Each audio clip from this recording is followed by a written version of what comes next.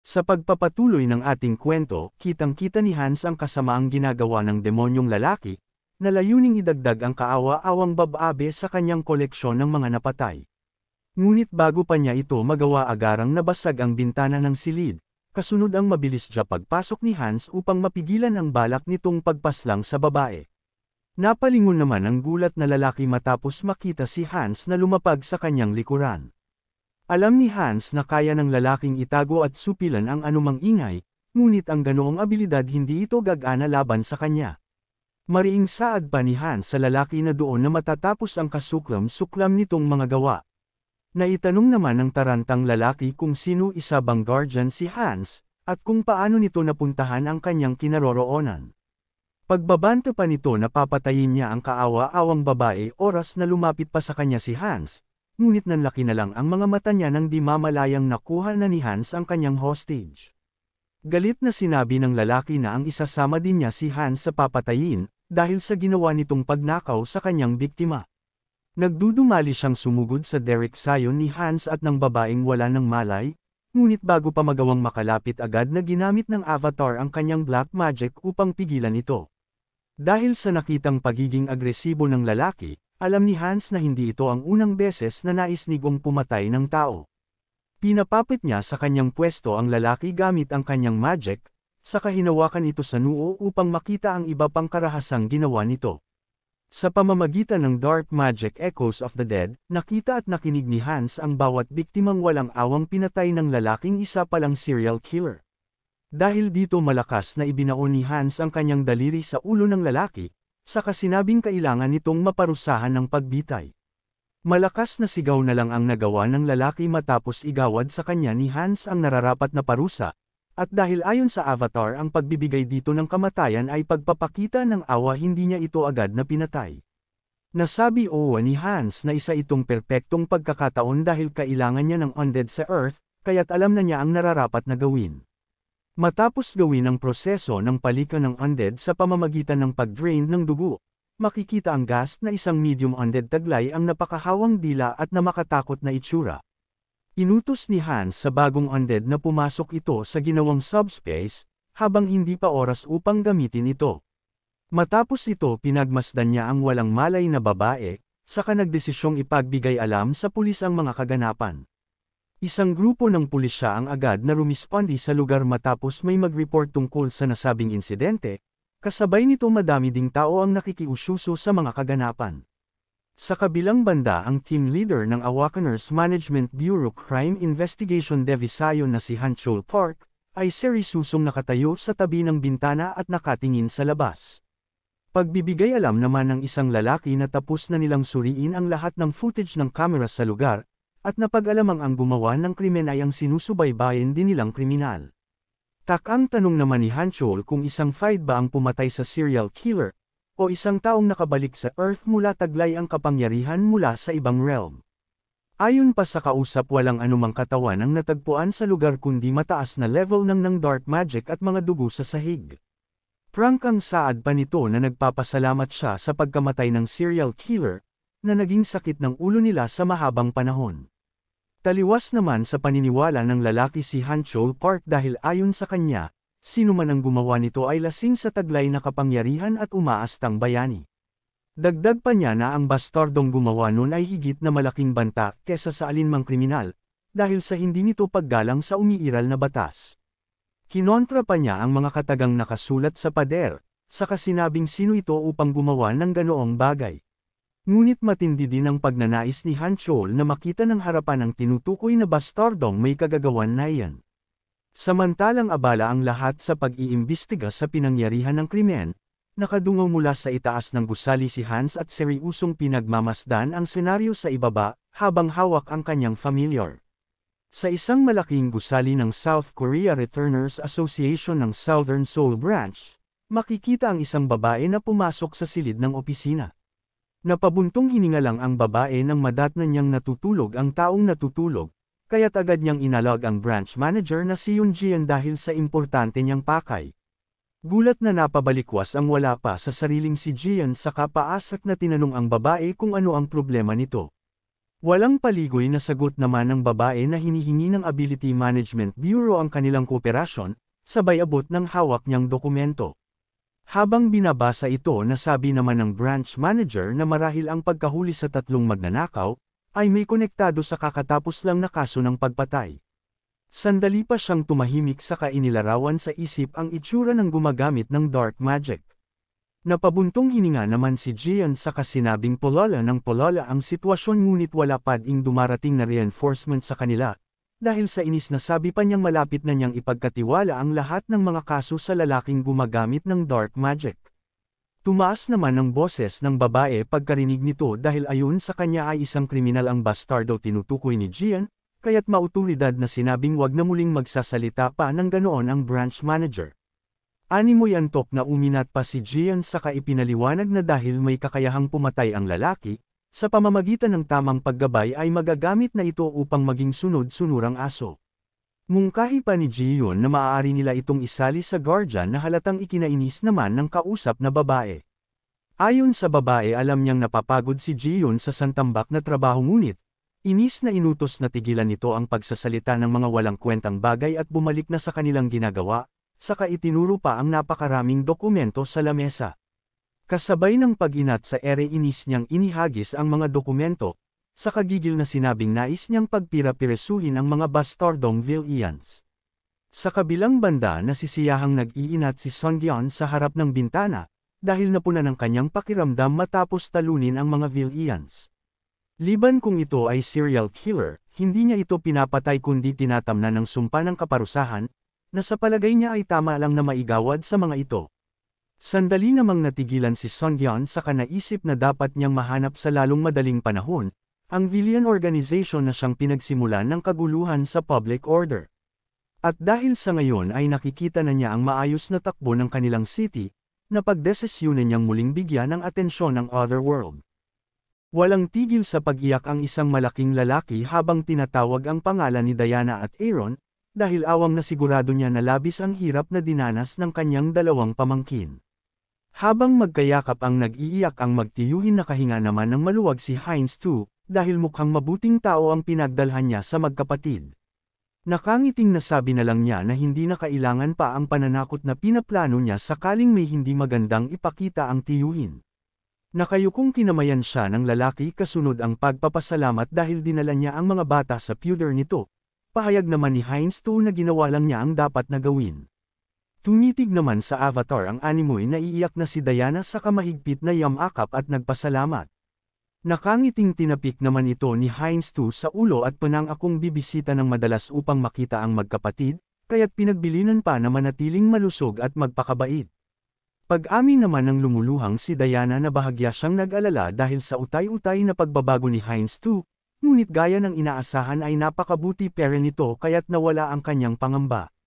Takang napatanong naman si Heinz II dahil sa sinabi ni Diana na kanyang pagbabago, kaya't naisip na marahil ang persona ang dahilan nito.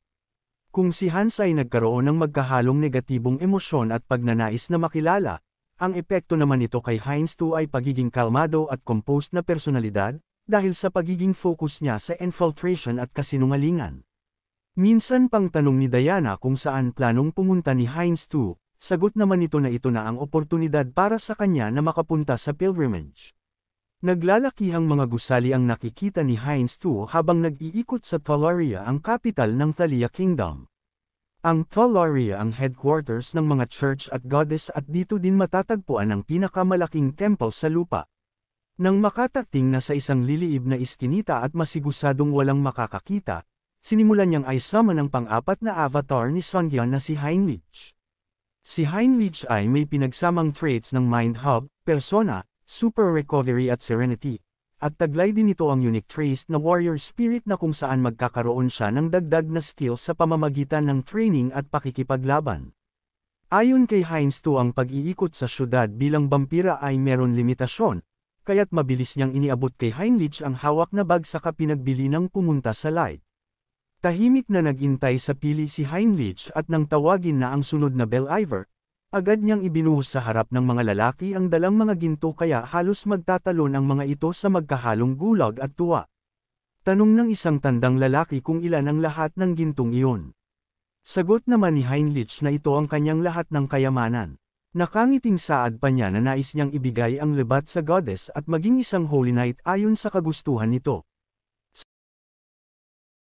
Sa kasalukuyan ng avatar na meron si Songyan ay isang undead, dark mage at vampira na pawang mga mula sa kadiliman, kaya't sa pagkakataong iyon ninanais ni Songyan na ang avatar na si Heinrich ay maging isang holy knight. Kulang saan nagwawasiwas ng sagradong espada at nirerespeto ng lahat na Holy Knight of Light. Naibagsak ng isang lalaki ang kamay sa mesa dahilan upang matahimik si Heinrich. Saka nakangiting puri nito na napakalakas ng loob nito kaya't bilang instructor, ay siya mismo ang huhubog dito upang maging magaling na Holy Knight. May pagtutol namang sinabi ng isang matanda sa tinawag niyang Sir Marco na kahit gaano pa kalaki ang donasyon, hindi sila maaaring tumanggap ng hindi walang pagkakakilanlan upang magmaging Holy Knight. Tumatawang sagot naman ni Marco na huwag mag-alala ang matanda dahil ilalabas ng masama ang tunay na katauhan sa oras ng kasalukuyang training. Tanong pa niya kay Heinrich kung handa ba itong ipakita ang totoo niyang pagkatao. Matapang namang sagot ng avatar na ito nga ang nais niyang mangyari. Nakangiwit at animoy hirap na hirap si Heinrich habang sa isip ay humihingi ng tubig dahil sa sobrang uhaw. Nasa gitna siya ng nakakabaliw na training kasama ang iba pang gaya niya ay nagnanais ding maging Holy Knight. Batok ang lahat ng buto ni Heinrich sa pagbubuhat ng dambuhalang bilog na animoy bola. Halos isang buwan na nang simulan nito ang training na inakala niyang marangal at chill, ngunit napag-alaman na grupo ito ng makhong mga manyak. Habang abala sa ensayo ang lahat ang ibang mga kalalakihang nasa taas, ay nanunood at nagsisigawang pinapalakas ang loob ng mga nasa baba. Isang lalaki pa ang nakakuha ng atensyon ni Heinrich ng panay nito ang ani ay nawawala sa focus na si trainee number 12, dagdag pa ng lalaki dya mukhang nakalimutan nito ang kanilang rule na huwag titigil sa pananalangin. Pasigaw pang utos ng lalaki sa hirap na trainee na mag-focus ito at magsimulang umusal ng dasal, na agad din namang sununod ng trainee no 12. Bagaman nahihirapan pilit niyang iniangat ang buhat na dambuhalang bilog na bakal, na nagawa rin naman nito matapos ang malakas na pag-usal ng dasal at buong determinasyon.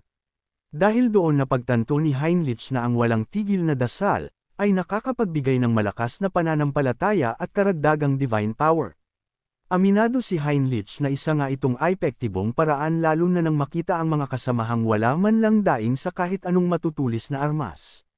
Ngunit habang pinagmamasdan ito na itanong ng avatar kung talaga bang kailangan ng mga itong mag-training sa animoy balentot na pamamaraan. Lalo namang nanindig ang balahibo ni Heinrich nang marinig ang usapan ni Marco at isa pang lalaki tungkol sa kanya. Ayon sa isang lalaki bagaman hindi nababutizimuhan ay maganda na ang katawan ni Heinrich, papuri pa nito na ang balikat at lower back ni Heinrich ay mukhang napakatibay. May pananabik pang dagdag ng lalaki na hindi na siya makapag-intay na makita ang improvement niya matapos ang baptism. Tarantang napatikip naman si Heinrich sa katawan matapos makita ang paglalaway ng dalawa habang nakatingin sa kanyang katawan, hindi comfortabling nasabi pa niya na ayaw niyang makuha ang atensyon ng isang grupo na puno ng mga bastos. Tagaktak ang pawis ni Heinrich habang patuloy na nag-ayensayo bilang paladin sa loob ng 3 buwan, at marahil kung hindi dahil sa kanyang bonus at quick recovery ay matagal nang nawala ng malay sa hirap at tindi ng training. Ramdam niya ang pagbabago sa kanyang stamina ngunit ang kinaiinis lang na bagay ay ang atensyon ng mga kasamahang binibigay sa kanya na talaga namang nakakaasiwa. Habang nagpapahinga agad siyang kinapitan ni Sir Marco sa balikat, saka sinabing sabay silang magsagawa ng chest exercise saka flex pa ang dibdib. Pagsingit naman ng isang lalaki na mas maganda ang back workout saka ipinakita ang makhong likuran kay Heinrich. Nagkapit pa ng braso ang dalawang lalaki saka humarap sa kanya, na ikinatindig ng balahibo ni Heinrich kaya't nais ng pagsisipain ang mga nasabi niyang muscle-obsessed freak. Malakas na buntong hininga naman ang pinakawala ng avatar habang nag-iintay sa harap ng Paladin Training Center. Reklamo pa niya sa katabi na walang mintis kung ipatawag sila para sabay-sabay na magsanay. Tumatawang sagot naman ng lalaki na mataas ang tingin kay Heinrich ng kanilang mga senior. Sa kabilang banda habang nakaupo ang dalawa ang iba nilang kasamahan ay buong pananabik na iniintay ang paglabas ng isang tao. Kamakaway ang matipunong dalawang lalaki na si Grand Archbishop Lacius at Lord Tuskin, habang naglalakad ang mga itong dumaan sa kanilang harapan. Nang makita nila ito, nasabi ng kasama ni Heinrich na mukhang nakabalik na ang dalawa mula sa magkasamang paglalakbay. Sa pamamagitan ng kanyang avatar, agad nakilala ni Sungyeon ang mga ito at naalalang si Tuskin ang paladin na nakalaban ni Hans. Ayon pa kay Sungyeon na kung kakabalik lang nito mula sa paglalakbay ay posibleng si Hans ang patuloy nitong hinahanap. Umi-echo ang boses ng matanda na pinakamataas na priest habang inaanunsyo nito na sisimulan na ang napaagang baptism ceremony.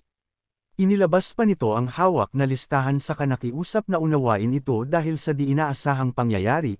Paglilinaw pa niya na ang trainees na babanggitin ay agad na pumunta paunahan. Habang nakaupo at nakikinig, ang naitanong naman ng lalaking kasama ni Heinrich kung bakit napaaga ang ceremony, gayong nagaganap lamang ito 2 beses sa isang taon. Dahil sa sinabi nito na pagtanto ni Sungyeon na desperado ang mga paladin na mang-alap ng reinforcement, upang mas mapadali ang ginagawang paghahanap kay Hans. Gayunpaman isa itong perpektong pagkakataon para masubukan ni Sungyeon ang bagong paraan ng paggamit ng Personate at Mind Hub skills. Isa-isang tinawag ng High Priest ang mga nakapisang trainee kasunod ang pagpanampo nitong maging dedikado at mabuhay bilang paladin. Bilang proseso sa pagbautismo, kailangan ibigay ng trainee ang buong mana sa God, dahilan upang maglaho ang abilidad na gumamit ng magical power. At bilang kapalit, pagkakalooban sila ng God ng blessing to wield gamit ang makapangyarihang divine force. Magkakaiba ang laki ng blessing na ipinagkakalob sa bawat individual, ngunit ang pinakamalaking salik nito ay nakadepende sa kanilang faith sa God. Ang pagkakaroon ng pinakapuro at totoong pananampalataya sa God, ay magbibigay ng mas malakas na kapangyarihan sa kanila bilang paladin. Marahang naglakad si Heinrich Ponhan nang banggitin ng High Priest ang kanyang pangalan, habang nakangising nasabi sa isip na ito ang dahilan bakit pinili niyang maging paladin. Hanggang sa kasalukuyan tanging ang Mind Hub lang ang ginagamit ni Sungyeon upang limitahan ang kanyang panlabas na stimuli at emosyon. Ngunit habang nakayuko at nakaluhod sa harap ng High Priest si Heinrich, alam niyang ang kabaliktaran nito ay posible. Kasunod na yan, sa pamamagitan ng skill na persona, inilagay niyang lahat ang emosyon ng pananampalataya kay Heinrich. At sa oras na tatanggalin na ng High Priest ang kanyang mana, gagamitin niya ang Mind Hub, upang maalis ang mga negatibong emosyon gaya ng diskampiyansa at pag-aalinlangan. Sa paraang ito, magiging dalisay ang kanyang mana kasabay ang dalisay na pananampalataya, upang matamo ang pinakamataas na blessing. Inutos ni Sungyeon sa 3 avatar na i-focus ang lahat ng mental energy kay Heinrich, na agad namang sinunod ng mga ito, kaya't nagliliwanag na animoy may dumadaloy na kuryente ang iminulat na mata nito. Nagliwanag ang buong lugar at maging ang High Priest ay nasisilawang di makapaniwala sa sobrang lakas na kapangyarihan. Gulat na napanganga ang lahat ng nasa loob, kabilang na si Sir Tuskin, nang makita ang pag-angat ng Holy Power, na umabot hanggang sa pinakaulo ng deity statue. Nang mapawi ang liwanag, agad na kinapitan ng High Priest ang balikat ni Heinrich. Sa kawalang pag-aalinlangan siyang tinawag na Sir Heinrich. Papuri pa niya na nalalapit na ay Heinrich sa pagiging High Priest matapos maabot agad ang ganoon kataas na level pagtapos lang ng baptism. Nakangiting dagdag pa ng matanda na nakamamangha ang debosyon niya at sinabing ipagpatuloy lang ang ganoon, kasabay nito nakangiting nagpasalamat naman ang avatar. Matapos matanggap ang Holy Baptism skill, nagkaroon si Heinrich ng pagtaas ng potential at mas tumaas ang kakayahang ibahagi ang mental energy sa iba pang individual. Sandaling pinagmasdan ni Heinrich ang kanyang nagliliwanag na kamay matapos mapag-alaman ang pansamantalang limitasyon ng kanyang holy power, bagaman hindi lubusang gumana ang peking debosyon ng avatar, na papangiti pa ring nakahinga ng maluwag si Sungyeon. Ayon sa kanya, ang deity ng religion ay maihahalin tulad sa system kesa sa personalized God. Dahil ng kasalukuyang buksan ang isip, naramdaman niya ang mahinang sensasyon, na kung ihahayag sa human term ay interest. Animoy sinasabi nito sa kanyang nakikita at pinapanood siya nito, kaya't alam niyang sa kahutihan lang dapat gamitin ang kanyang kapangyarihan. Sa kabilang banda, dismayadong napabuntong hininga naman si Sir Tuskin, dahil sa loob ng halos 1 buwang paghahanap ay wala pa ring natatagpo ang anumang bakas na magtuturo sa Undying King, at dahil dito nahihiya nang humarap pa si Leisha sa Holy Maiden. Seryusong sinabi naman ni Tuskin na mukhang hindi na sila makakakuha ng suporta mula sa Kingdom ng Thalia, dahil marahil ang mga bampirang naroon na nagtatago ay gumagawa na rin ng hakbang. Inilapag pa niya ang daliri sa mapa sa kapahayag na habang abala sila sa paghahanap kay Hans, pulala naman ang problema sa pagitan ng Vampire Clan at Covenant of Reverse Heaven. Saad naman ni Lasius na marahil sa wala pang resultang naipapakita ang Extermination Squad, kaya't tumitindi ang political pressure sa Talia. Malalim pang buntong hininga ang pinakawalan nito sa kalabag sa loob na inutos kay Sir Tostench buwagin na ang Extermination Squad, at pabalaykan ng lahat ng miyembro nito sa kanilang headquarters.